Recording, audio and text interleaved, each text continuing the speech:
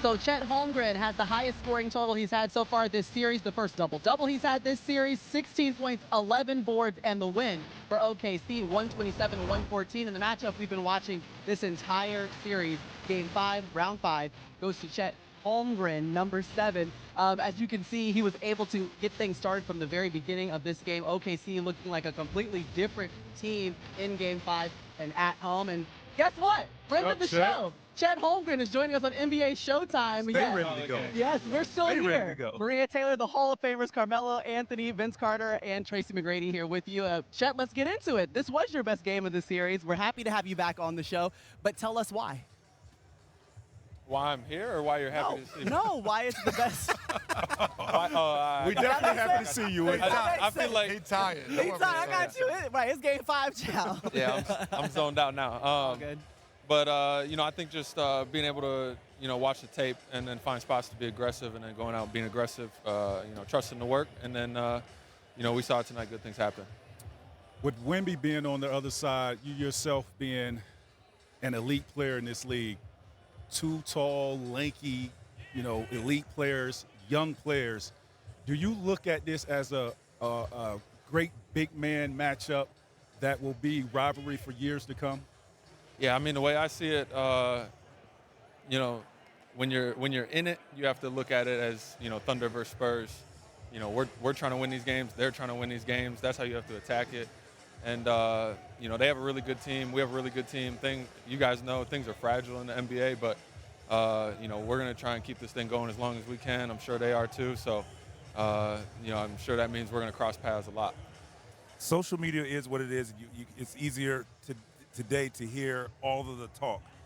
But for you, you made your first couple of shots.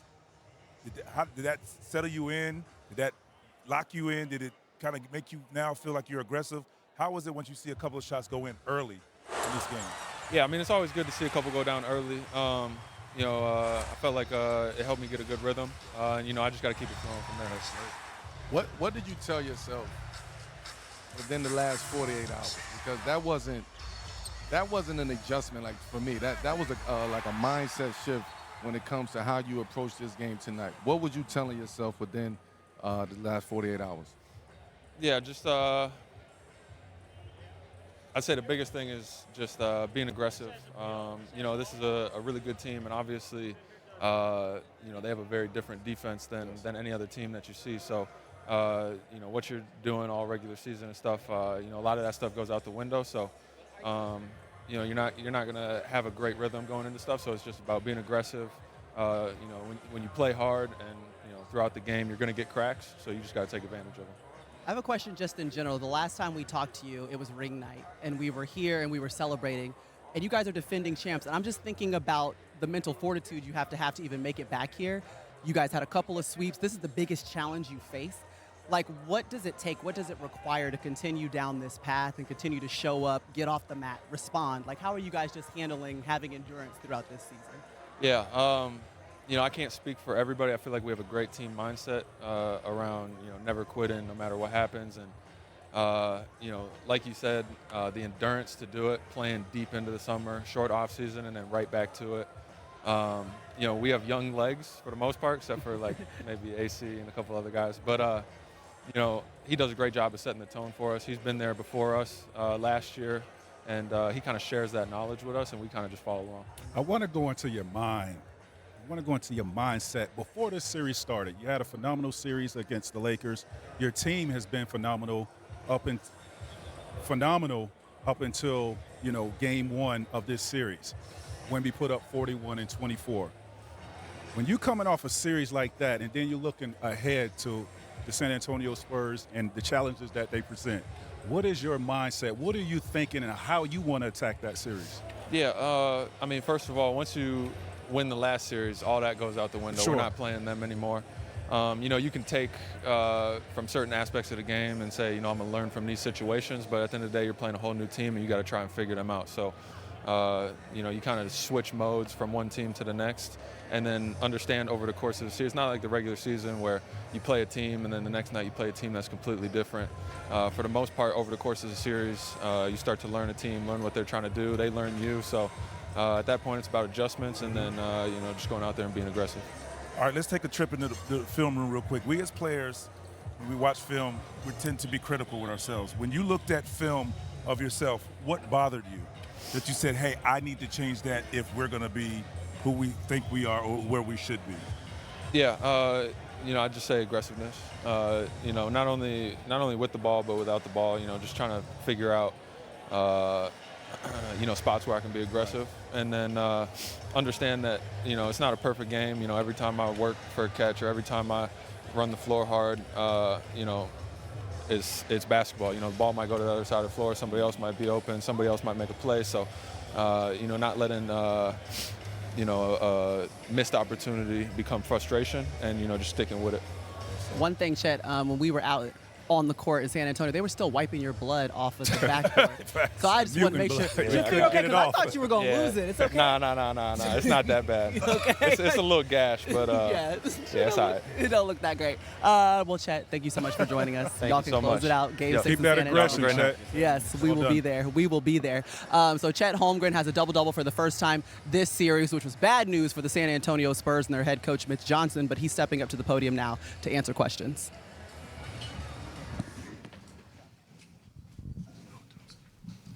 Mitch, you guys were so good defensively in Game 4. What were the biggest breakdowns tonight? What disappointed you the most about this effort? It just felt like it was a little bit of everything in terms of we did not put ourselves in position enough to be successful on each possession. And so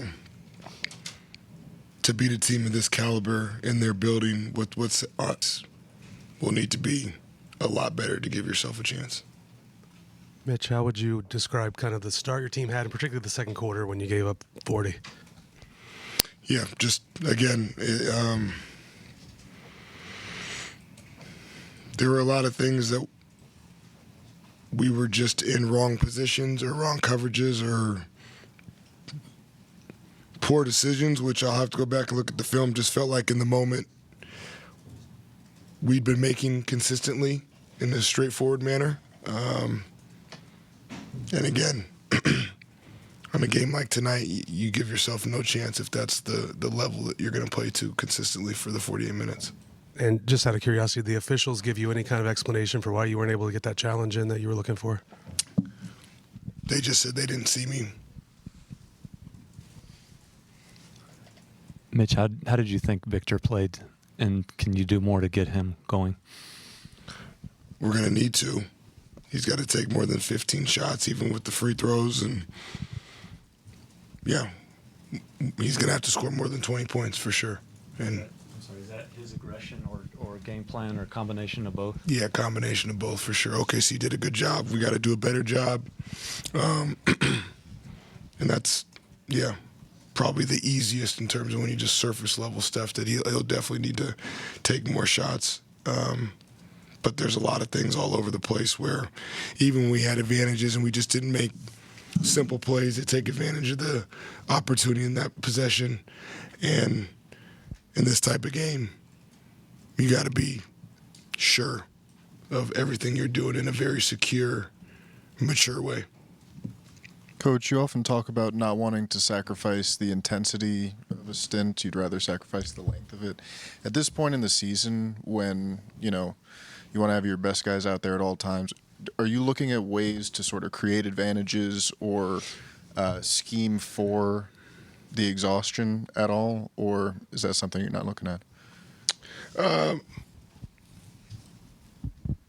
There's probably moments where you feel like the game can be in the balance or really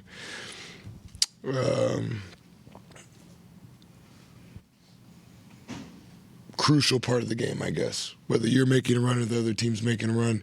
And sometimes that can supersede the typical rotation or what you're trying to do. But, there's an understanding that if we want these guys to play a certain way, they have to be able to have energy to do it. And so sometimes you just got to make a gut call on that in terms of, what that means in the moment and playing certain guys and then what the return on that could be. Coach, OKC and Shea were where numbers can get big for giving up points in a quarter. So the Spurs find themselves at a disadvantage majority of this game. We'll start with Victor Wembanyama. You heard Mitch Johnson saying that he has to shoot more shots and he's got to score more than 20 ultimately. He had his lowest field goal percentage and he was actually negative in the -8 for the first time so far in this series. What happened? Like, what did you notice, T-Mac? I'm going to start with you because you're leaning in and you're looking like this. What's your question? What happened? What happened? What happened? What's wrong with what I happened think to we're Wemby? all confused and trying to figure out what happened. This is Game 5, a pivotal game in this series, and 80% of the time, whoever wins this game goes on to win the series. Yeah. And for me, we talk about how amazing Wemby is on the basketball court on both ends. Well, we didn't see that tonight. Yeah. And it's very shocking because games 1 and 4, he was that. He was all of that. And when you coming into a game that what's at stake, I expected a legendary performance, a historical performance. And the first quarter, it just seems like he was tired.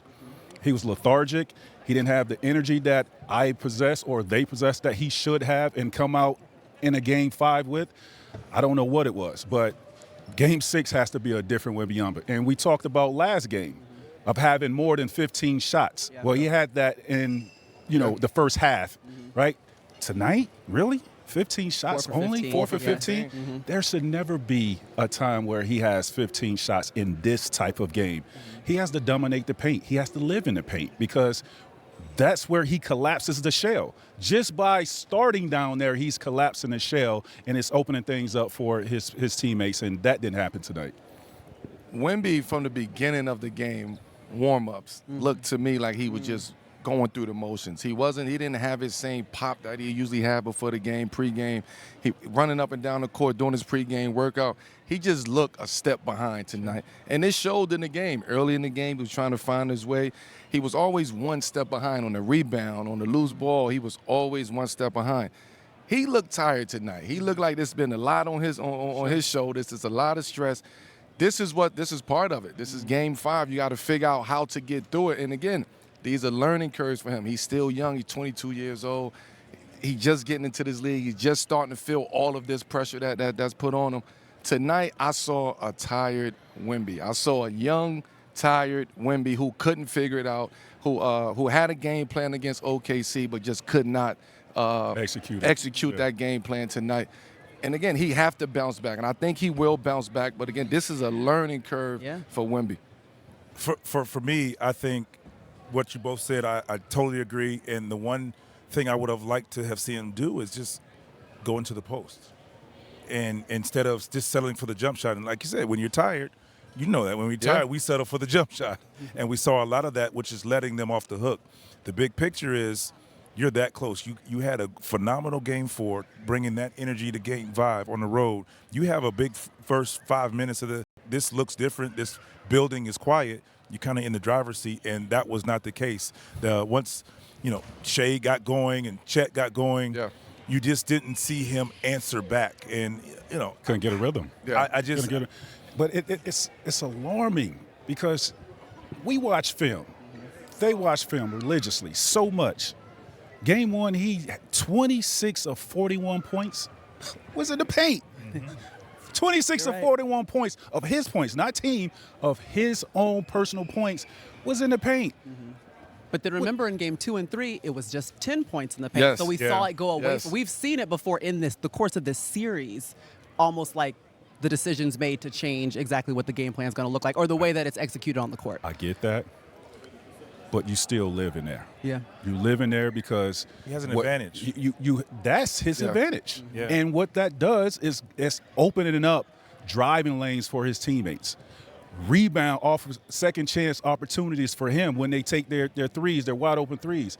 We didn't see that. And like Mel said, he was late to a lot of stuff tonight. Right. Altering shots, offensive rebounds, defensive rebounds. He was really like a second or two behind. And even if he doesn't get 15 shots, him playing in the post, you have to You got to honor that. You have to honor that, but your defense tends to shift towards him. He makes plays, getting guys open shots. It was good to see Champagne kind of get going. Like you now, he doesn't have a great game. Wemby, now Champagne, like imagine Wemby having a good game with that shooting, because I feel like him making shots opens up the floor, but Wemby never really got into the paint. Well, you can't. Wemby had 8 points in the paint. We're talking about somebody who should be dominating the paint. So when you talk about Wemby only having 8 points, and they still dominated them with points in the paint. It was 46 to 38. So get down there, get aggressive, get dirty. These next couple games, especially 5, 6, and 7, these are dirty, grind-out games. And as a star, you have to go get it by any means necessary. It ain't no plays your coach going to tell you to do.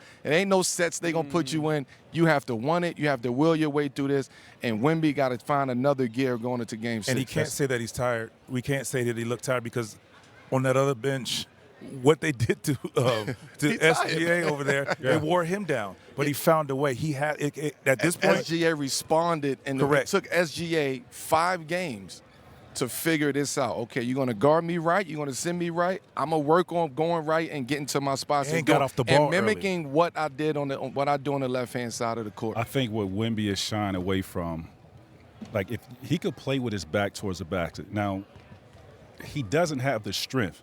And I'm fine. Start on the block. Even if they push you out a few feet, you're still inside an area where you could operate one dribble to the basket. Or you're still in a really efficient area to where you could get your guy off balance and make a shot without having to take your dribble. So for me, it's just going back and watching film. His coach got to put him in those positions to really be successful, and he has to want that. He has to be extra aggressive. And when you're tired, the one thing you don't want to do is be out here trying to take guards or these guys off the dribble, because they're gonna have the low center of gravity get up under you, and you're working harder. Yeah, you're working too hard. You're gonna be off balance. Like we saw a couple times, he lost the ball, and that's not what you want to be. I gotta ask you guys, since you brought up Wemby, he's 22 years old. He's playing in his first postseason. Y'all remember yours? Y'all remember what it felt like? 20. I do. Were we extra tired? Did we feel like Wemby? Well, I didn't get the. We got swept. I was a bench player. I came off the bench. At 22, I think I probably won one game. Oh, 22? At 22? Our first, he's about our first one. Yeah, your first. I was 19 in my first one, 1980. My first one. He said we got swept. 19, you got some rest. Man, my first one, boy. I was tired after the first game. Jeff Van Gundy somewhere laughing. Why you ask that question? That's what I'm saying. We're going to make sure that we're staying, on level ground. Let them know what Wemby's going through. We're basically teaching the world. We're not tired tonight. We never are tired. That's one thing we will never be. Another thing that OKC did not look tonight was tired at all. Mark Dagnall, their head coach, he's at the podium right now.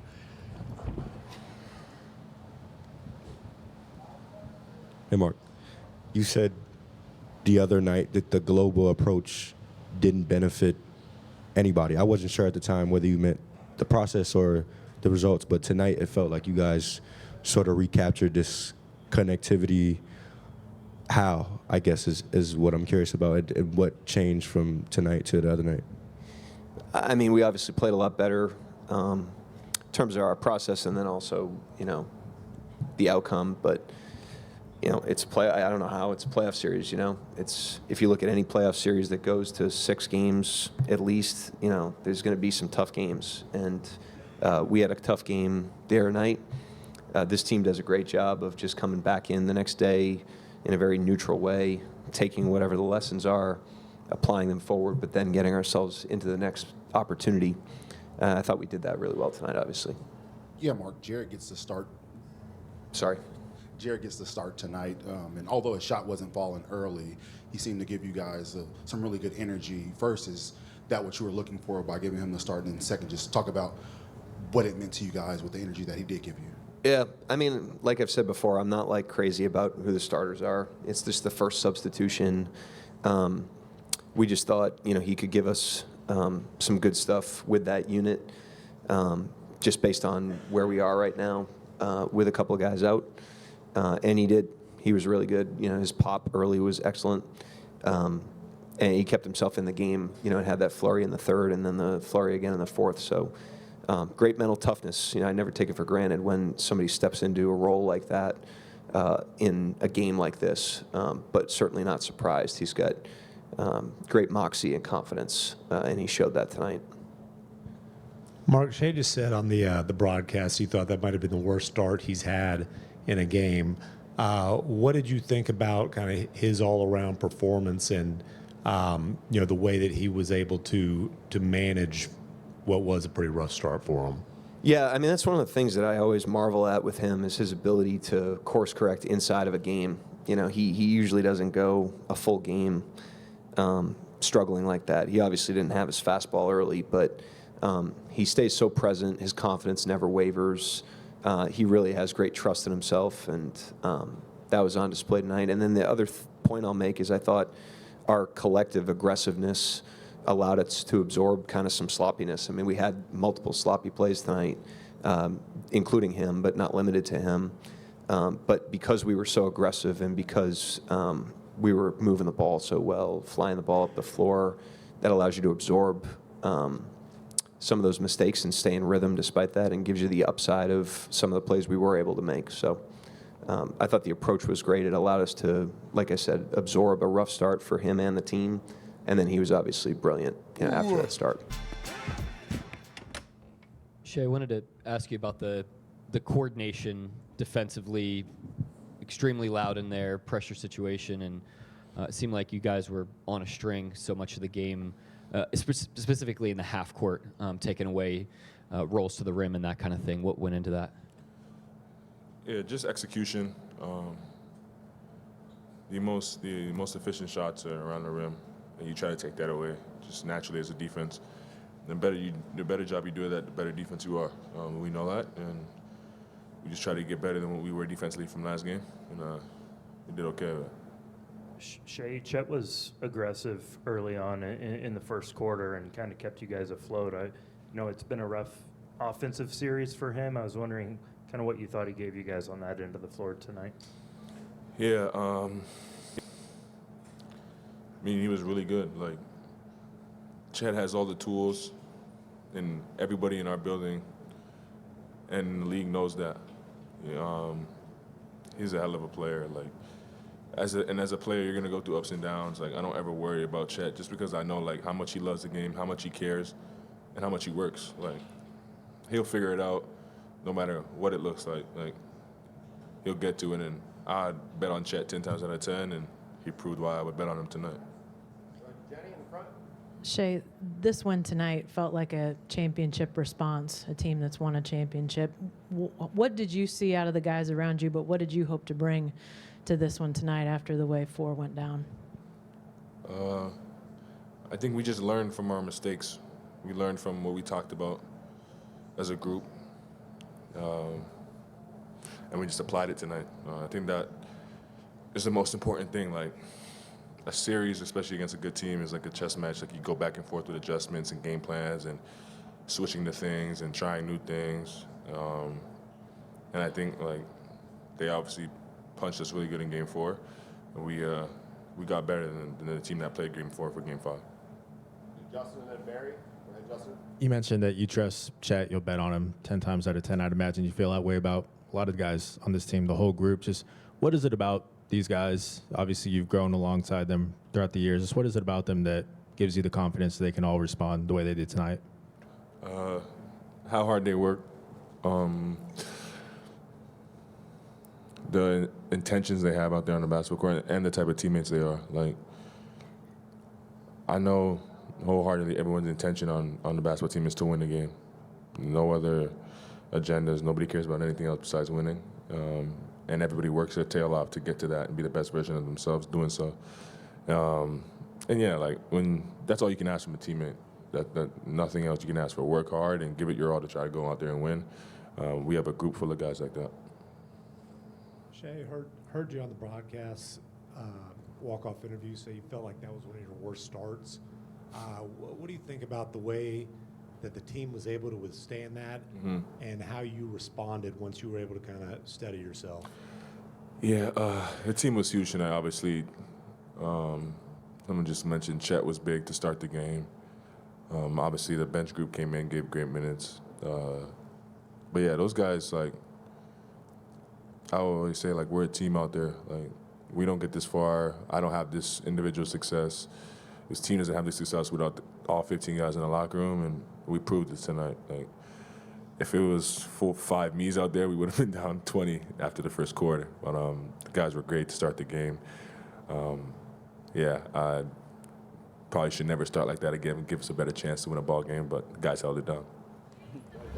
Two-time MVP, always striving for more. We love to see it. Let's check out the live NBA title odds from DraftKings Sportsbook. Only 3 teams remain in contention for the championship. And after tonight's win, the Thunder have the best odds at minus 150. OKC's Jalen Williams, Jay Will chatted with Zora Stevenson just moments ago in the locker room.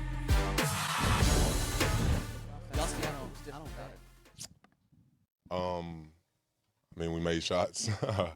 I mean, we kind of just stuck to our game plan, playing physical. I think a lot of it was just the in-between game, the physicality, the playing faster, doing things like that.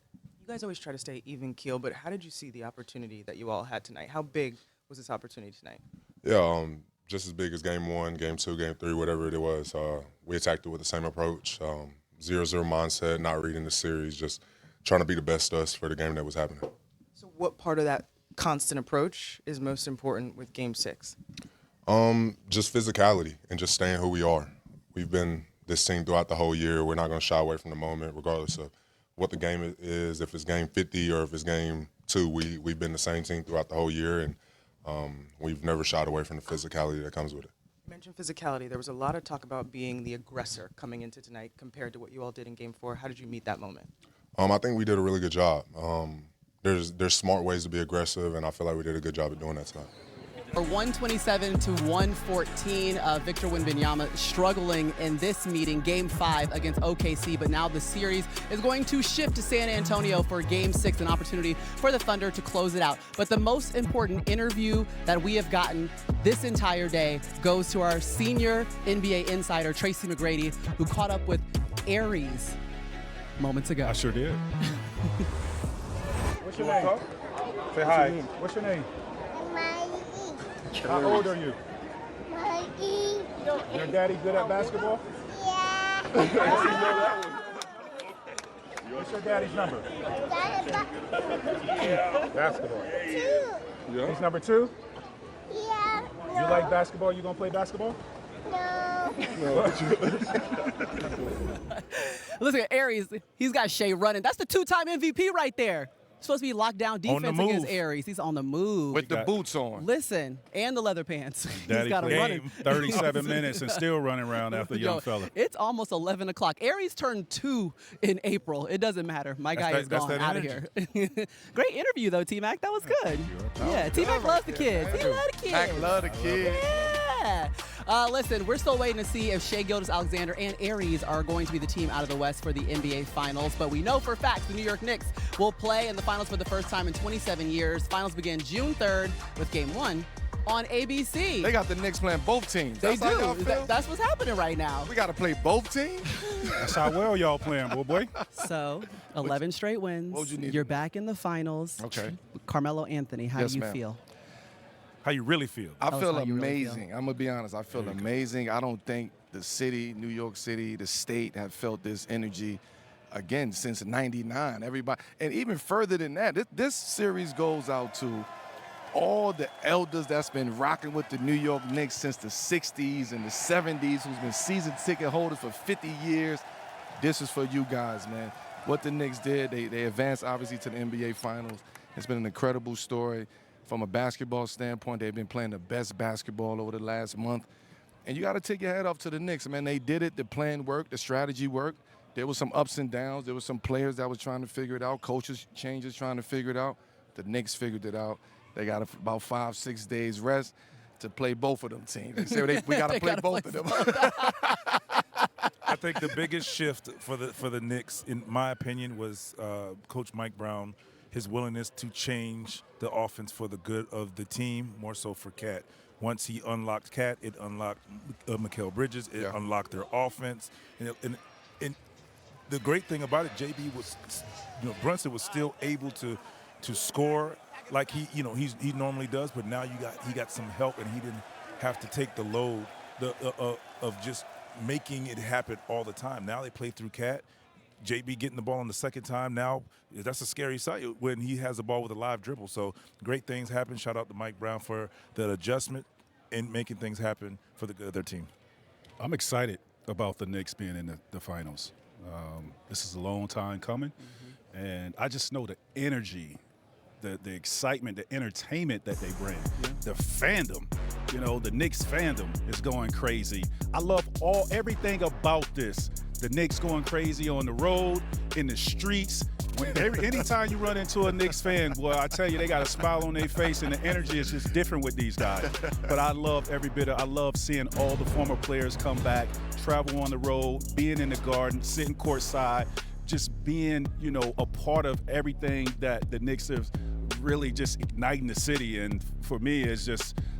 I can't wait to watch this series. Regardless of who they play, it's going to be a phenomenal series. So shout out to the Knicks, man, and their crazy fans. I love seeing all of it. There was actually a crazy fan in here. Do you see one yelling at Melo? It's always been New York. I'm like, are we in OKC? He's scouting. He's coming to scout. Scouting. I think he was. He's coming to scout. He was in the building scouting. See the atmosphere. Yeah. So the Knicks looking for their first title in 53 years. Even Vince wasn't alive then. Like, no one on the podium was alive at that time. Oh, man. Come on back, we Vince. really convinced we got to finish the show. That's because he's the oldest at the table. Yeah, we got to finish the show, VC. Come back to the show. Look at my man right there. He pissed off. Look at him. He's ready to go home. What does he get up out of here? Adam, are you saying we can leave now, or no, you want to talk a little bit more about the Knicks? We appreciate you guys for joining us here for NBA Showtime Game 5. We've given you everything we got. We interviewed Aries. We took you to the podium. And we did a great job breaking down. Chet joined us. What we saw from Wimby. Congratulations, You would Chet. not First see double-double of better the series. TV than me interviewing Aries. I'm telling you. 100%. People. We're going to Top Golf tomorrow. Good night, Peacock family. Your birthday was pretty good. Signing off from the Fantastic Four.